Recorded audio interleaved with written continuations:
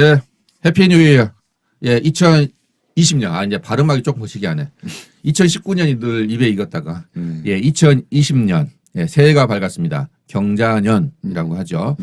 예, 새해에도 어김없이 저희 톡가 여러분과 함께 하도록 하겠습니다.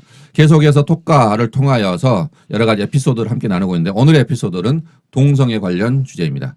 우리가 저번에 동성애 관련해서 그 전에 새해가 됐으니까 가볍게 인사들 한마디 하시죠. 예.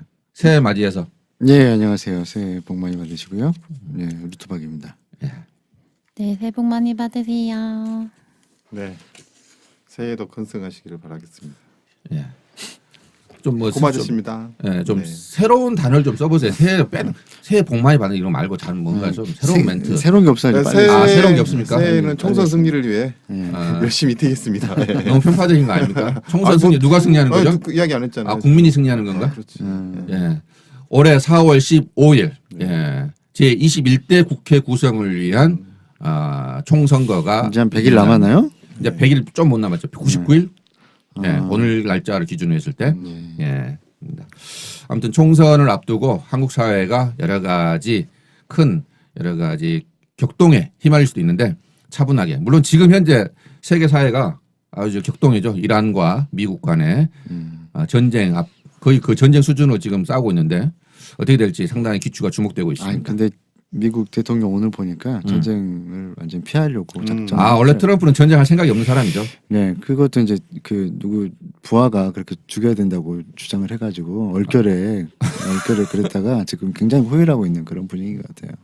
그래서- 본인이 결정해놓고 후회하면 어떡해. 그러니까 지금 선거에 도움이 안 될 것 같거든. 잠시 잘못 판단한 것 같아. 너무 세게 쳤어. 너무 세게 쳤어요. 어.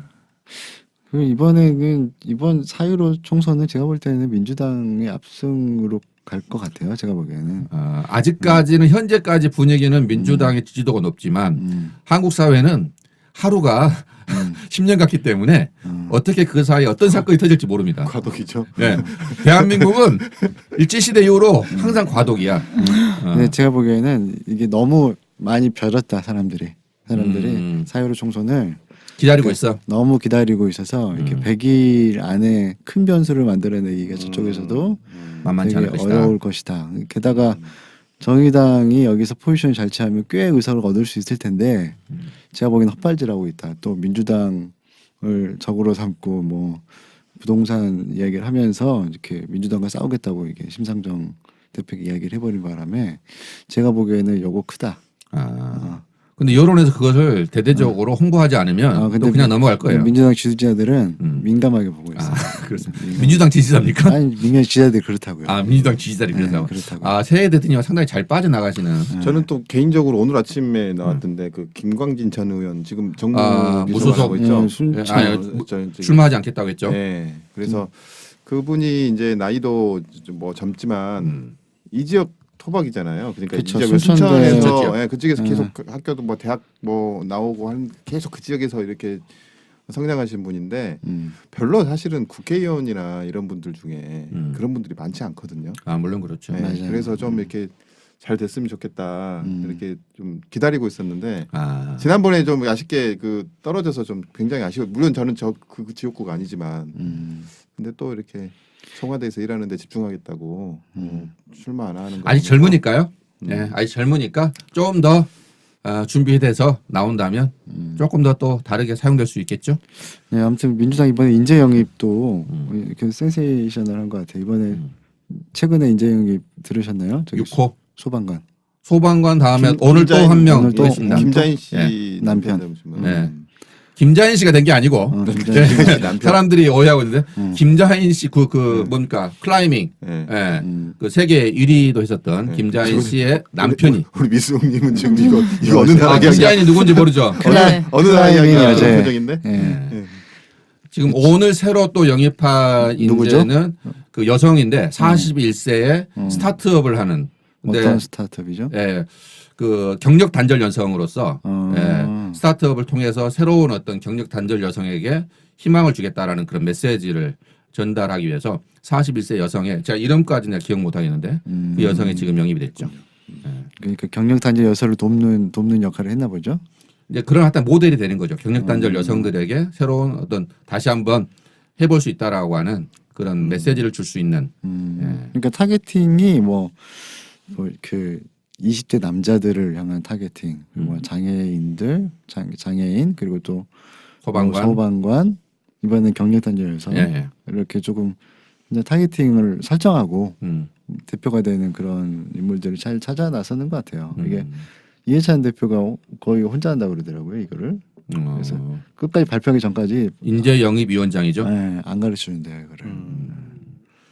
예, 아무튼 우리 사회 곳곳에서 열심히 자기 일을 하고 있는 사람들을 잘 발굴해서 그 사람들의 목소리를 대변할 수 있는 국회의원들이 될 수 있도록 한국 사회가 그런 방향으로 좀 잘 나갔으면 좋겠다. 예, 이런 생각이 듭니다. 그 친정부적인 방송처럼 들리는데. 아, 그런가요? 예. 우리가 국가에 충성해야 되는 거 아닙니까? 네. 가해사의 것은 가해사에게. 아니 잘하고 있는 건 잘하고 있다고 얘기하는데. 우리 박근혜가 잘하면 박근혜가 더 잘한다고 이야기합니다. 그렇죠. 잘하고 있는 건 이야기를 해줘야죠. 잘하고 지금 잘하고 계실 거예요. 예, 감옥에서 감옥 생활 잘하고 계실 거라고 저희들은 믿습니다. 아, 정말 문제 있는 방송이네요.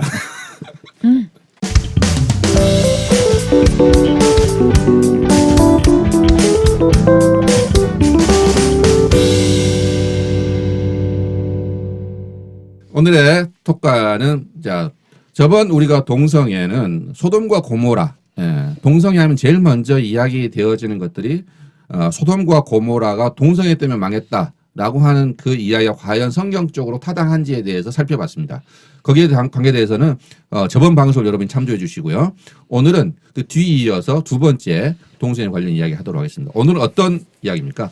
예, 오늘 이야기는 이제 구약의 성경 혹은 구약의 성경의 법, 뭐 성결법이라고 좀 구체적으로 얘기해야 될까요? 그 법에서 이야기하는 동성애는 어떤 식으로 그 언급되어 있으며 이것을 어떻게 이해해야 될 것인가에 대해서 이야기를 하고 싶은데, 이제 우리가 흔히 상식적으로 생각할 때 저번에 소돔의 죄는 동성애다라고 흔히 상식적으로 그렇게 생각했었는데 꼭 그렇지는 않다. 꼭 그렇게 볼 수 있는 것은 아니다. 다른 해석의 여지가 있다. 네, 그런 것들을 좀 이야기했잖아요. 오늘의 이야기도 좀 비슷한 교회가 될 것 같아요. 레위기 18장과 20장에 그 남자들은 여자와 교합하듯이 남자와 교합하지 말라라는 구절이 등장합니다. 네, 그 구절도 상당히 자주 인용되는 자주 거죠. 인용이 되죠.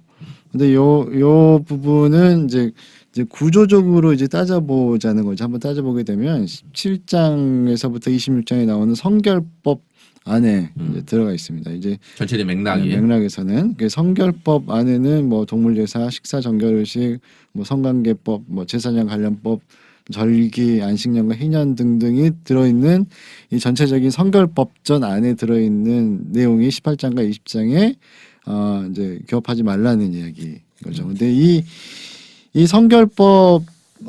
성결법에 대한 그 이렇게 판결 내지는 그것을 어겼을 때 어떻게 해야 되느냐, 이거는 그 조항이 사형밖에 없어요. 사형. 네, 성결법에 대한 조항으로는 성적으로 부정한 행위를 했을 때 정결하게 할 수 있는 조항이 전혀 없어요. 이것을 회복할 수 있는 조항이 없다는 거죠. 성결법 이 안에서.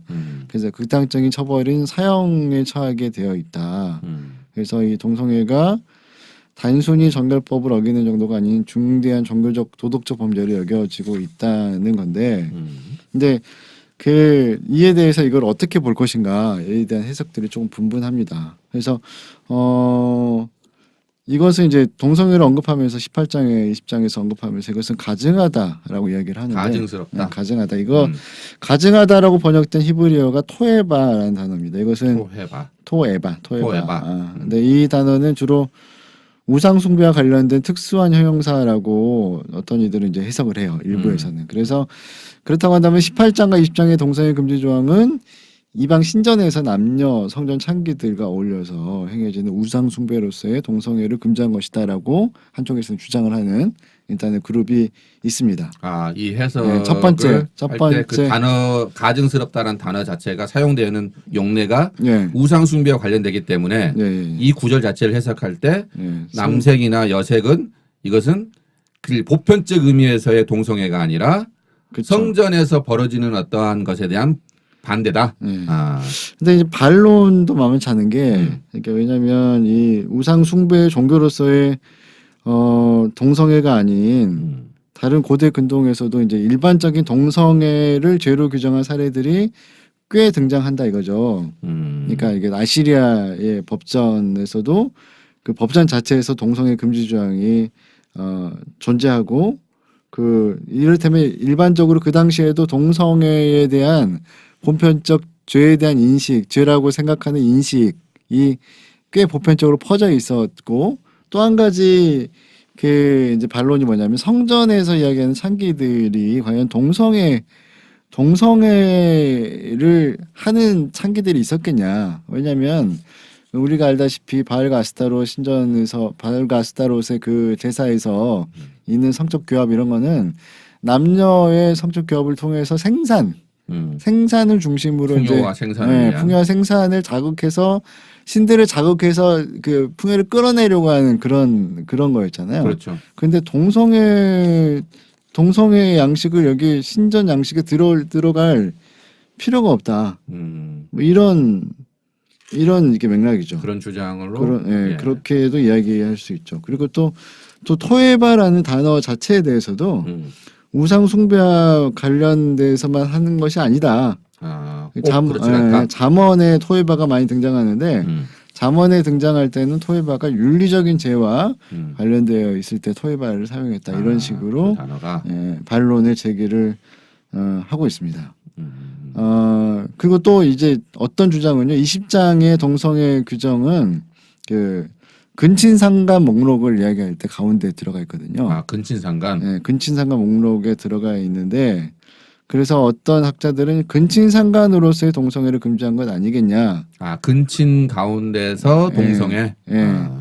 그러니까 친족 간의 동성애는 사형에 처하고 친족이 아닌 동성 상대와의 성관계는 허용한 것일지도 모른다는 그 유보적인 해석을 하는 사람도 있는데 전체적인 맥락이 근친상간에서 이야기하고 있는 상황에서 동성애가 나왔으니까.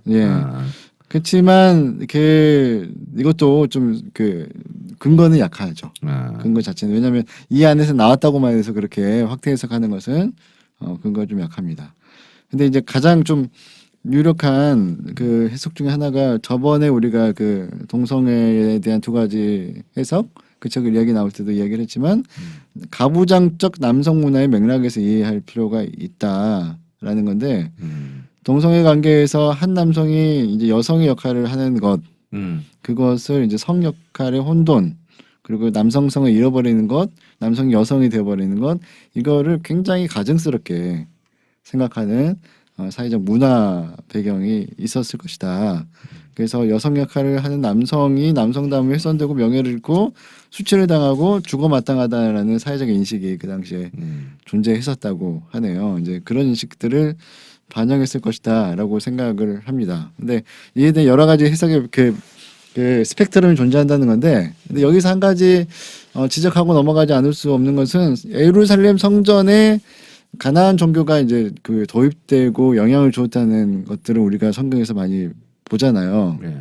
보는데 이게 그 여러 본문을 통해서 우리가 추정을 해보건데 예루살렘 성전 안에 가나안 종교의 그 성전 창기 혹은 남창까지도 들어왔다는 거는 성경을 통해서 이제 알 수 있는 내용이라는 거죠. 그 본문에서 이제 그 성경 본문에서 사용되는 남창으로 번역되는 카데시라는 표현이 있어요. 이거는 굉장히 용어 자체로는 뭐 신성한 사람, 거룩한 사람 이렇게 이야기를 하는데 이거는 이방 종교의 신전 창기를 지칭하는 전문 용어예요. 매춘 행위를 위해서 바쳐진 남자 혹은 여자라고 볼 수 있는데 근데 그 왕들이 개혁을 할 때마다 여러 번에 걸쳐서 남창을 없애요. 근데 이 남창이 다 성전 남창이거든요. 성전에 포함되어 있는 남창. 그래서 근데 남창이 왜 필요했겠어요? 물론 이제 그 제사를 드리러 온 여자들을 대상으로. 그렇죠. 이게 첫 번째일 수 있는데 근데 그런 이벤트가 없을 때도 남창과 여자 창기들이 활동을 했다는 거예요. 평상시에도 늘. 네, 평상시에도 이렇게 살아야 되니까. 그렇죠. 거기서 활동을 했는데, 근데 이 관계에서 그 이성과의 관계뿐만 아니라 동성과의 관계를 맺었을 것에 대한 추정을 할 수 있는 여러 가지 그 추정할 수 있는 상황들이 존재한다라는 거죠. 그래서 일반적으로는 아까 말씀드렸듯이 뭐 남신과 여신을 자극하기 위해서 그래서 뭐 사제와 남자 그리고 남창과 여자 이런 식으로 이제 그 예식들을 하게 되는데 예루살렘 성전 안에서 이런 예식들을 했었을 것이다라고 이렇게 우리가 그 심각하게 생각하지 않을 수 있는데 근데 그랬을 가능성이 굉장히 커요. 그럴 가능성도 네. 무시할 수 없다. 네, 그럴 가능성이 꽤 있다. 꽤 있다.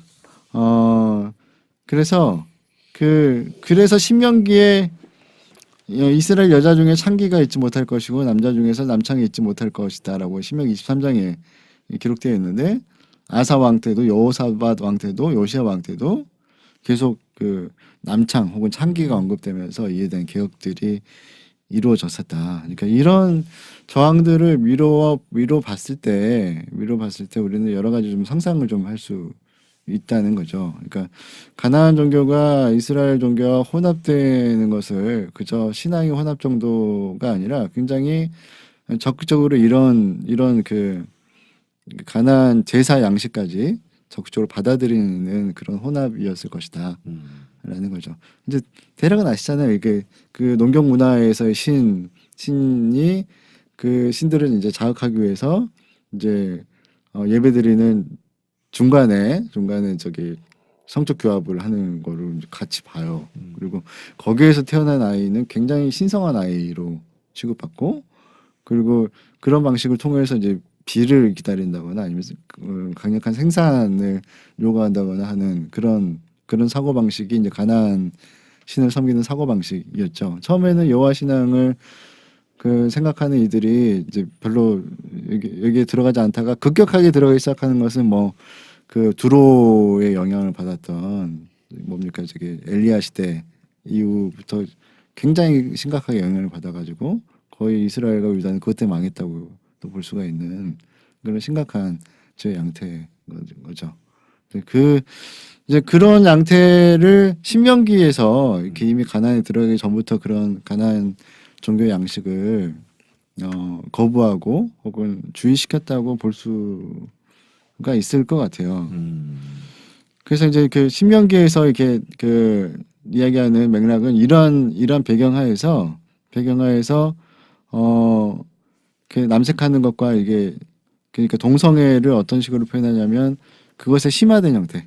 그러니까 가나안 종교의 심화된 형태로서 그런 가나안 문화의 양식으로 그것들을 배격하고 있다고 생각하는 게 대체적으로 이해하는 그 흐름, 대체적으로 이해할 수 있는 방식이라고 볼 수가 있는 거죠.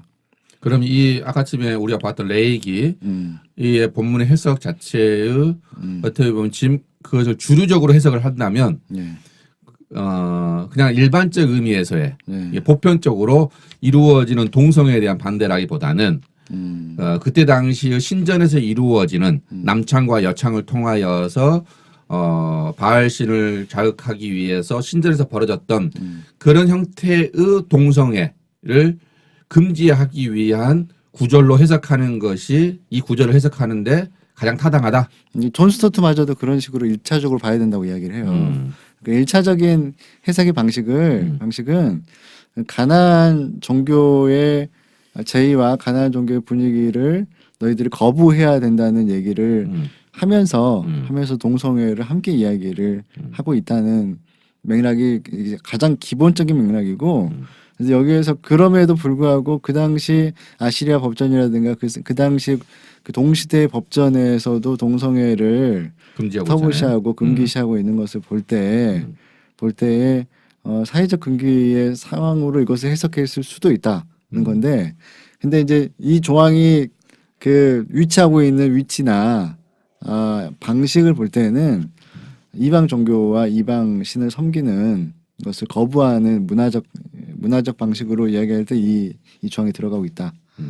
그러니까 이제 그 방식을 1차적으로 일단 해석하는 것이 일단 해석자로서의 기본 양식이잖아요. 그 기본 양식을 가지고서 이야기를 시작해야 된다 하는 것이 이제 기본 자세인 것 같아요. 이 책의 기본 자세. 혹은 존 스토트마저도 그렇게 얘기를 하고 있어요. 예, 그렇게 해석해야 되는 것이 맞다. 우리가 소돔과 고모라 이야기에서는 소돔과 고모라의 멸망의 원인 자체가 직접적으로 동성애가 아니라 그들이 그 사회에 가난하고 또 도움이 필요한 사람들을 제대로 대접하지 않고 그들을 천대하고 한 것이 어떻게 보면 더 큰 기본적인 원인이었고. 그거는 성경에서 이제 명확하게 기록하고 있는 거니까요. 그런데 이제 거기서 이제 그렇기 때문에 소돔과 고모라를 멸망의 원인을 동성애라고 하는 직접적 원인으로 1차적 원인으로서 보기는 어렵다라는 이야기를 했었고 거기에 특별히 이제 야다라는 단어 그 단어 자체를 해석하면서 우리가 이제 그 부분을 소돔과 고모라를 풀었었는데 그러면 레이기에 나오는 것은 어떻게 보면 문자 그대로 보면 이게 더 분명해 보이잖아요. 왜냐하면 맥락 자체가 거기에 어떤 사건으로서 규정되어 있는 것이 아니기 때문에 법처럼 법으로 딱 이렇게 명문화되어 있으니까 그러면 이것은 이것만 봤을 때 동성애는 성경이 명백하게 금지하고 있는 행위 아니냐라고 말할 수 있지만 1차적으로 이 본문을 해석할 때는 이 본문이 쓰여질 당시의 시대적 맥락을 보면 그것은 성전 창기를 지칭하는 성전에서 벌어지는 그러한 남창과 여창이 하는 그런 의미에서의 금지 조항이었다라고 보는 1차적으로 보는 것이 타당하다. 하지만 그렇다고 해서 주변 여러 그때 당시의 이스라엘을 제외한 다른 모든 주변 국가에서도 그런 동성애를 금지하고 있는 조항들이 발견되어진 걸 봤을 때 여전히 그 사회적으로는 동성애가 환영받지 못하는 것은 분명하다. 그렇죠. 예. 그렇게 보는 게 맞다는 거죠. 이게 현대적 관점, 현대의 그 동성애의 문화와의 차이를 이제 두자면 지금은 사실은 출발점과 이야기하고 뭐 접근하는 방식 자체가 좀 많이 다른 면이 있다는 것을 물론 그렇죠. 좀 참조해야 된다라는 것. 그러니까 문화적으로 어떻게 다르고 어떻게 우리가 이야기해야 되는지에 대해서 좀 참조하기 위해서는 이렇게 디테일하게 시대별로 끊어서 좀 볼 필요가 있다는 면에서 레이기의 이야기하는 동성애 규정을 어떤 맥락에서 일단 살펴봐야 되는지를 이제 이야기를 한 거죠. 예, 이 레이기 한 구절만 가지고 이 동성애 문제의 결론을 내리려고 하는 건 아니기 때문에 우리가 앞으로 계속해서 성경의 본문들을 하나씩 살펴보면서 이 본문에서는 동성애가 어떤 용례로 또 어떤 배경 속에서 어떻게 적용되어지는지 어떤 식으로 설명했는지를 좀 살펴보려고 합니다. 오늘은 레이기 본문을 어떻게 바라봐야 할 것인가 동성애와 관련해서 한번 살펴봤습니다. 예, 오늘은 여기까지 하도록 하겠습니다. 감사합니다.